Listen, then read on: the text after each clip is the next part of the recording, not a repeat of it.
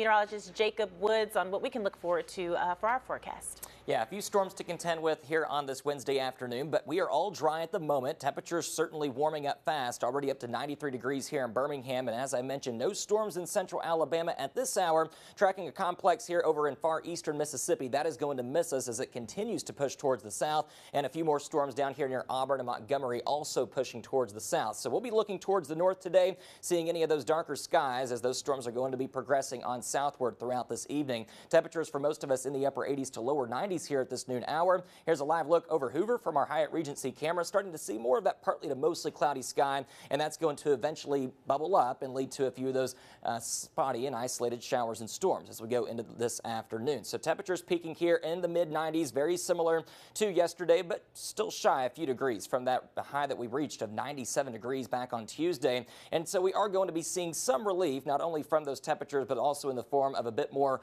widespread showers and storms than we've had over the last couple of days as we go into the afternoon. The heat indices outside of any of the rain and storms peaking around 101 here in town, warmest over western Alabama up to around 105 in Tuscaloosa, Jasper, and then many of us in eastern Alabama not even getting out of the upper 90s for those heat indices. So already feeling that improvement from earlier this week, and it continues as we go into the second half of this week, shy of that 100-degree heat index for tomorrow, Friday, Saturday, and look at those high temperatures getting into the middle to upper 80s with hardly no heat index by early next week. And we'll show you why here in just a moment. Futurecast shows those clouds continuing to build in as we go into the 2, 3, 4 o'clock hour. And as we said, looking towards the north, some of those newer storms kind of forming here and then progressing on towards the south. Some locally heavy downpours. We could also be looking at a lot of lightning with some of these storms today and some gusty winds as well. The Storm Prediction Center has outlined most of us here for that level 1 out of 5 marginal risk for some isolated reports of damaging winds. No threat for severe weather going into Thursday, Friday, but still have that threat for rain up to around 50% chance on Friday,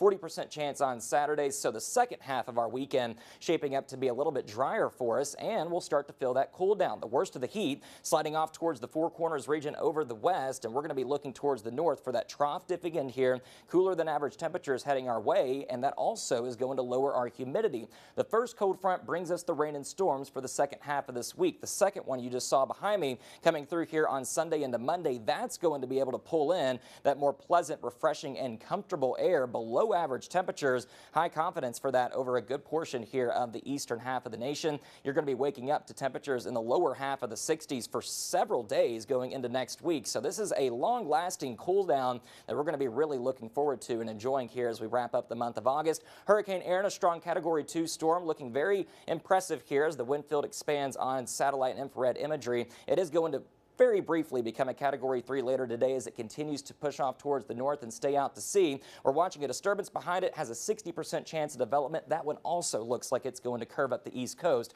and avoid the Gulf. So that is the good news. Rain gear is needed over the rest of this week, and there's that cool down with a lot of sunshine and refreshing mornings as we go into next week. Kristen? All right.